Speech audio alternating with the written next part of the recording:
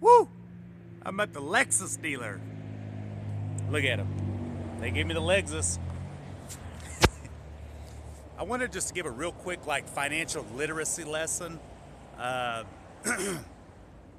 I'm out here shadow boxing and, you know, trying to cut some weight and get my cardio in. And when you learn some stuff at the gym, generally what happens is you get the same combinations going, and but one of the things I was thinking about is that most people don't know the fucking difference between an asset and a liability. The way it was explained to me, street rules by a mentor, he said, "Look, man, what do you think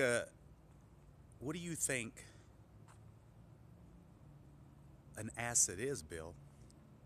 And I'm trying to give him like the school fucking book dictionary, and I'm trying to give him the definition of what an asset is. Well, it's, something that, he goes, he goes, no, I mean, he's like, do you actually understand? And I'm like, I think I do.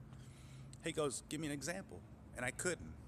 He said, kid, and I hate being called kid. He said, kid, let me tell you something. He goes, one of the things you may never understand is that,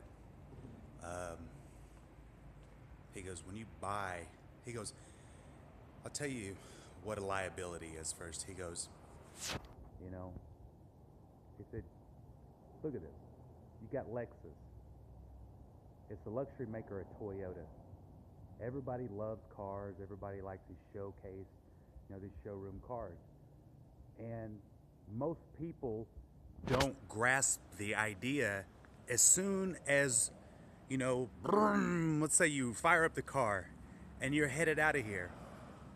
Most people do not grasp the concept. As soon as you get off this lot,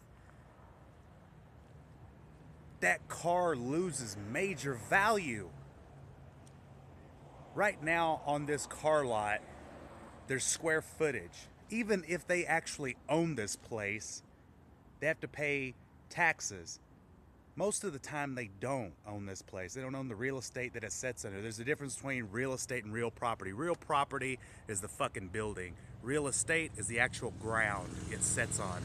Now the thing is this, is that the square footage, everything right now, it's costing. The lights are going. There's lights in there. There's people in there working right now, dusting up and cleaning up the place. And you know what? They're still spending money, even though there's no salespeople on the floor. People don't grasp that concept. Or these trees up here are trimmed really nice. It always costs. This sign costs a lot. I mean, I don't even want to guess how much this sign costs to actually buy. Wrap your head around that. Now here's the thing. Is there a value to a car? Absolutely. But every year it loses value. Every year that it gets older, the engine gets older, this gets older, because it depreciates, and most people do not grasp that concept.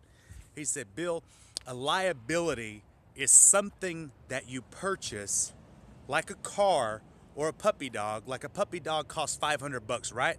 I said, yeah. He goes, wrong. It's $500, puppy pampers, shots. You got to get a nice little leash, collar. You got to feed the son of a bitch. And he goes, I'm just trying to put your financial literacy together, Bill. He goes, I need you to understand what a liability and an asset is. He goes, now, something that you buy and it increases in value, it's not always a home, but he gave me for instance, he said, like a home, you buy a home, he goes, let's say you buy a $200,000 home. He goes, most homes appreciate over time, which means it gains in value. He goes, and you keep putting money back in it. Or if you buy like a piece of stock or you buy a bond, he goes, like, if you buy like, let's say a $30,000 bond, the costs stop there, and then it pays you back interest payments. Sooner or later, it pays you back like over the maturity of the loans, or the maturity of the bonds. So let's say you buy a 10-year bond at $30,000 though, and you're going to get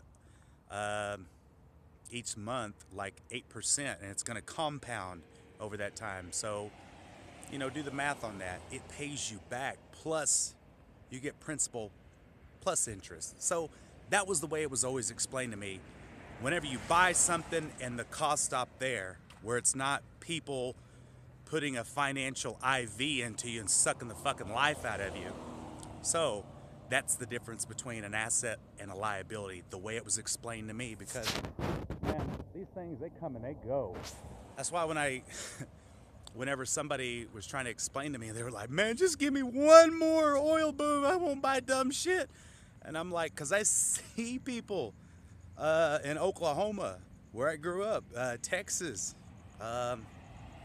North Dakota, they didn't grasp the concept of, like, it's an opportunity for people to build businesses, not to go fucking buy cars, not to go buy a jet ski, not to go buy all this stuff.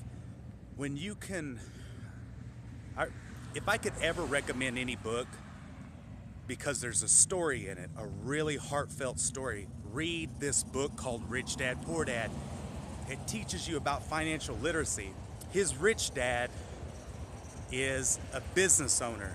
His poor dad is actually his real dad. His real dad was a school teacher, and he was always used to having one source of income, not having multiple sources of income, you know, having a business and then outsourcing. Goes like, the truth is that a business owner or a smart person never really does the job himself, you know. But I'll make that recommendation though. But financial literacy, man, it could just, I'm actually proud of my tribe. Yolanda Goodvoice, though, she's been helping quite a few Apsalica get some workshops together, and man, it's free. And most people probably will not fucking go because they just don't give a fuck. The truth is that being rich and poor is a mindset. It has nothing to do with the money in your bank account. A poor person is just kind of negative, and, you know, like, they're stuck. Me, I'm in a constant place. I get negative at times, probably most of the time. Just my nature, because I've read some really, being a fighter, and I've been through some pretty traumatic situations in my life, and I don't really want to air all that out. But I know whenever it's time to, like, stop being like a negative Nancy and get my ass up and say, hey, look, we got to make things happen. Let's shake it up, man. Let's kind of dust the crap off of you. You know, I know when it's time to brush yourself off. But anyway, you guys have a good one. I'm out.